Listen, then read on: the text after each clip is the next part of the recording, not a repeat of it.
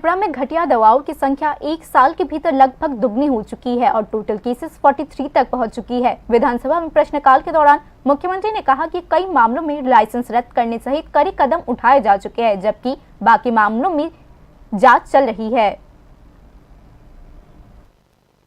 त्रिपुरा राज्य में not of standard quality या घटिया दवाओं की संख्या जिस चिंताजनक दर से बढ़ रही है, उसने जन स्वास्थ्य को लेकर नई चिंताएं उत्पन्न कर दी है। वित्तीय वर्ष 2025-26 में राज्य में घटिया दवाओं के टोटल 43 केसेस सामने आए, जबकि वित्तीय वर्ष 2024-25 में यह आंकड़ा महज 19 का था। दूसरे शब्दों में सिर्फ एक साल के भीतर यह संख्या लगभग दुगनी हो गई है। मुख्यमंत्री ने विधानसभा में विपक्षी दल कांग्रेस द्वारा उठाए गए एक सवाल का जवाब देते हुए यह जानकारी दी। मुख्यमंत्री ने आगे कहा कि सरकार दवाओं की गुणवत्ता नियंत्रण पर सक्रिय रूप से नजर रख रही है और रेगुलर सैंपल टेस्टिंग और रिव्यूज के माध्यम से ऐसी अनियमितताओं की पहचान की जा रही है। तो স্যালাইন এবং অন্যান্য যেসব ইনজেকশন মাঝে মাঝে হঠাৎ করে কিন্তু ওখানে ইন্সপেক্টররা যায়, গিয়ে তার স্যাম্পল স্টাডি কিন্তু বরাবর করে থাকে, করে না যে তা না, সেখানে কিন্তু স্যাম্পল হঠাৎ করে সবটাই তো করা যাবে না, হঠাৎ একটা বান্ডেল আছে ওখান থেকে নিয়ে নিল, সেখান থেকে টেস্ট নিয়মিত করে থাকে। আরেকটা যেটা আপনি বললেন যে কতটা এখন পর্যন্ত হয়েছে, 2024-25 অর্থ বছরে 19টি এবং 2025-26 অর্থ বছরে 43টি নট অফ স্ট্যান্ডার্ড কোয়ালিটি ওষুধের ঘটনা কিন্তু শনাক্ত করা হয়েছে এবং তাদের বিরুদ্ধে যা যা আমি যা বললাম সেইভাবে কিন্তু অ্যাকশনও নেওয়া হয়েছে। আপনি যদি বলেন আমার কাছে পুরো লিস্ট কিন্তু এখানে আছে। पहचाने गए 43 केसेस में से 16 केसेस में संबंधित दवा निर्माता कंपनी के खिलाफ कड़ी कार्यवाही शुरू हो चुकी है। इन उपायों पर उत्पादन कार्यों की निलंबता करना, लाइसेंस रद्द करना जैसे महत्वपूर्ण कदम शामिल है। इसके अलावा कानूनी पेचीदगी के कारण 3 मामला अभी भी विचाराधीन है। इसी बीच मुख्यमंत्री ने बताया कि बाकी मामलों में जांच प्रक्रिया जारी है।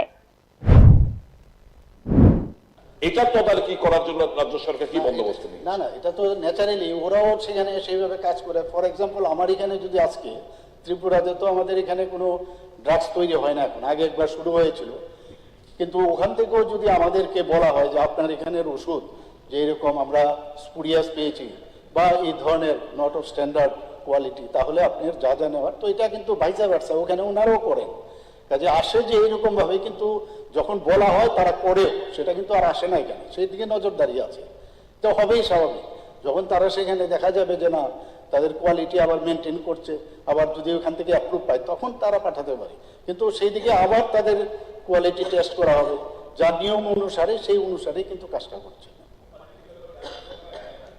কোম্পানি থেকে তো ডাইরেক্ট দোকানে আসছে না, এই কোম্পানির মাল কোন কারা কারা এই হোলসেল ব্যবসা করছে, হোলসেল থেকে রিটেলে কিভাবে যাচ্ছে, তাদের বিরুদ্ধে ব্যবস্থা নেওয়া দরকার। আমার দোকানের যে মালটা, আমার তো সেই লেভেল টেস্টিং রিপোর্ট আমার কাছে নেই, তো অবভিয়াসলি আমি মালগুলো কিনি হোলসেল থেকে।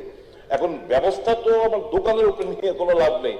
যারা এই নন স্ট্যান্ডার্ড মেডিসিন গুলো আনছে, ড্রাগ গুলো আনছে, এই কোম্পানির বিরুদ্ধে কিংবা হোলসেলের বিরুদ্ধে, তাদের বিরুদ্ধে কি ব্যবস্থা নেওয়া হচ্ছে সেটাই বলছি। যে ওখানেও কিন্তু আমরা যে এই যে 62টি যে আমি একটু আগে যে বললাম 62, এখানে 16টি ক্ষেত্রে কিন্তু যে উৎপাদনের স্থগিতের আদেশ কিন্তু দেওয়া হয়েছে।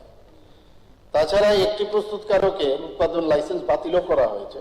3টি মামলা আদালতের বিচারাধীন এবং অবশিষ্ট 40টি মামলা সেক্ষেত্রে প্রয়োজনীয় ব্যবস্থা গ্রহণের প্রক্রিয়া চলছে এবং এইভাবে কিন্তু সেখানেও তাদেরকে জানানো হচ্ছে, ওই জায়গার যে জায়গার থেকে মালটা আসছে সেখানেও কিন্তু তাদেরকে আমাদের এই ড্রাগস কন্ট্রোল থেকে তারাও কিন্তু সেখানে জানাচ্ছে যে আপনার এখান থেকে কিন্তু এটা হচ্ছে, সেটা আপনি বন্ধ করুন এবং যথাযথ আপনি ব্যবস্থা নিন। সেটা কিন্তু কন্টিনিউয়াস হচ্ছে। সেটা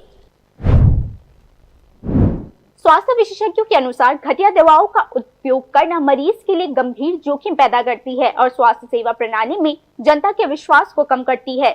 सबसे बढ़कर घटिया दवाओं की बढ़ती मौजूदगी के कारण इस रुझान को राज्य के स्वास्थ्य सेवा बुनियादी ढांचे के लिए एक चेतावनी संकट के रूप में देखा जा रहा है। इस क्षेत्र के विशेषज्ञों का मानना है कि इस मुद्दे का प्रभावी समाधान केवल प्रशासन के साथ साथ सभी संबंधित हितैषी की सक्रिय भागीदारी से ही संभव हो पाए।